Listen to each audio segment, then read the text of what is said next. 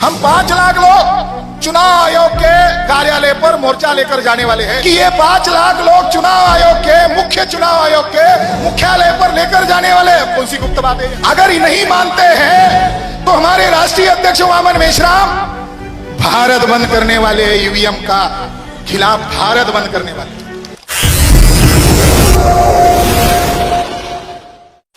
साथियों, ईवीएम भंडाफोड़ के द्वारा हम क्या संदेश देना चाहते हैं वो संदेश मैं यहां पर देता हूं। क्या संदेश देना चाहते हैं? हमने ईवीएम भंडाफोड़ परिवर्तन यात्रा कन्याकुमारी से जम्मू कश्मीर की ओर हम लेकर आ रहे हैं। हम 5 लाख लोग चुनाव आयोग के कार्यालय पर मोर्चा लेकर जाने वाले हैं। गुप्तचर विभाग हमारे को बार बार पूछ रहे थे कितने लोग आए, कौन आए, क्या बोलने वाले। मैं बोल रहा हूं, रिकॉर्ड में है। आप ये जानकारी यूपी गवर्नमेंट को, केंद्र सरकार को दो कि ये 5 लाख लोग चुनाव आयोग के मुख्य चुनाव आयोग के मुख्यालय पर लेकर जाने वाले। कौन सी गुप्त बात है ये तो ओपन बात है। अगर ये नहीं मानते हैं तो हमारे राष्ट्रीय अध्यक्ष वामन मेश्राम भारत बंद करने वाले, ईवीएम का खिलाफ भारत बंद करने वाले। इसके बावजूद भी ये अल्पसंख्यक विदेशी ब्राह्मण अगर नहीं मानते हैं तो 15 लाख वोटर्स को वोट डालने के नाम पर जाना होगा, ईवीएम उठाना होगा और चुनाव जो अधिकारी है उसके सामने आवाज देकर कहना होगा, ये देख भाई वीडियो रिकॉर्ड बना, मैं ही फोड़ रहा हूं, बाद में नहीं बोलूंगा मैंने फोड़ा नहीं, ये देख पटक देता हूं। हम ईवीएम मशीन फोड़ने वाले, जो हमारा तकदीर फोड़ रहा है, हमको गुलाम बना रहा है, हमारे बहु बेटियों की इज्जत लूटी जा रही है, हमारे बच्चों को जॉब नहीं है, हमारे किसान आत्महत्या कर रहे हैं, हमारा बहुजन समाज का जो ईवीएम मशीन सत्यानाश कर रहा है, हम ईवीएम मशीन फोड़ने वाले। आप में से कितने लोग समर्थन करते हैं ईवीएम मशीन फोड़ने का? हाथ ऊपर करो भाई, ये कैमरा घुमाओ। बहुत बहुत धन्यवाद। जो लोग हाथ ऊपर करने वाले नहीं थे, मैं इसी मन से उनको देशद्रोही घोषित करने वाला था। आप देशभक्त हो, आप देशभक्त हो। हमारा संगठन 31 राज्यों में है, 550 जिलों में है, 4500 तहसील में है। हरियाणा में हमारा कार्यक्रम चल रहा था, वह पंडितों ने कंप्लेंट की, जय हिंद नवीन ब्राह्मण फरसा दिखाकर विरोध किया। तब हमने उनको कहा हम लोकतंत्र में रहकर लड़ते हैं, अब तुम फरसा दिखा रहे हो। हमारे पुरखों ने 1818 में तुम्हारा फरसा बिरसा सब हवा में उड़ा दिया था। हम नहीं चाहते दोबारा दूसरा भीमा कोरेगा हो, क्योंकि हमारा यकीन संविधान पर है, हमारा यकीन दूसरे युद्ध पर नहीं है। हम लोकतंत्र के दायरे में रहकर तुम्हारा विरोध करेंगे। तुमको अगर हमारी बात बुरी लगती तुम भी हमारा विरोध करो। क्यों? हमारे बाप ने हमको भी अधिकार दिया, बाबा साहब ने पंडितों को भी अधिकार दिया। अगर उनको हमारी बात का बुरा लगता है, वो भी कॉन्स्टिट्यूशनल वे में हमारी बातों का खंडन करे। कहा कौन सी बुरी बात है? नहीं माने हमने दिल्ली में कॉन्फ्रेंस लिया, कार्यक्रम किया और वहीं पर डिक्लेयर किया ये हमारे कार्यक्रम पर पाबंदी नहीं है, ये भारत के संविधान ने दिए हुए आजादी आर्टिकल 19 पर पाबंदी है। आर्टिकल 19 पर पाबंदी यानी भारत के संविधान पर पाबंदी।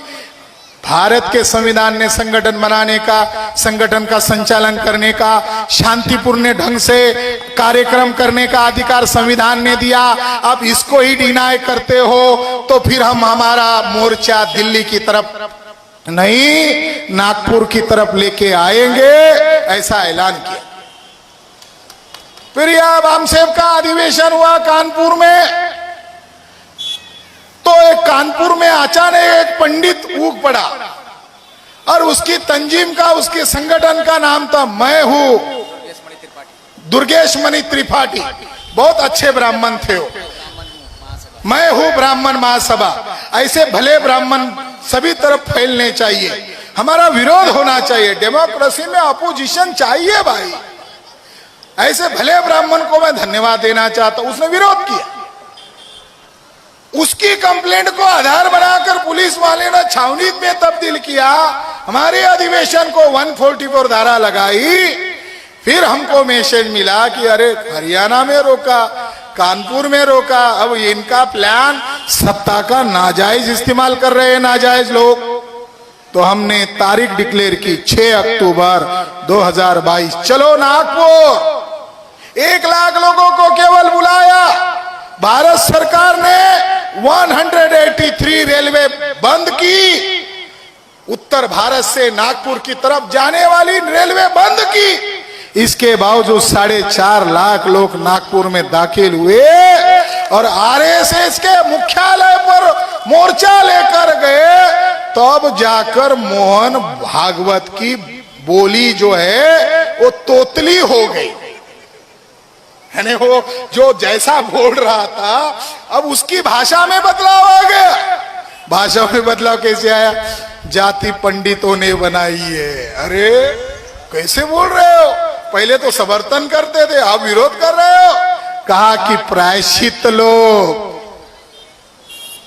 साथियों, देश का सत्यानाश करने वाले लोग जो है ये भारतीय नहीं है। 3.5% लोग भारतीय नहीं है।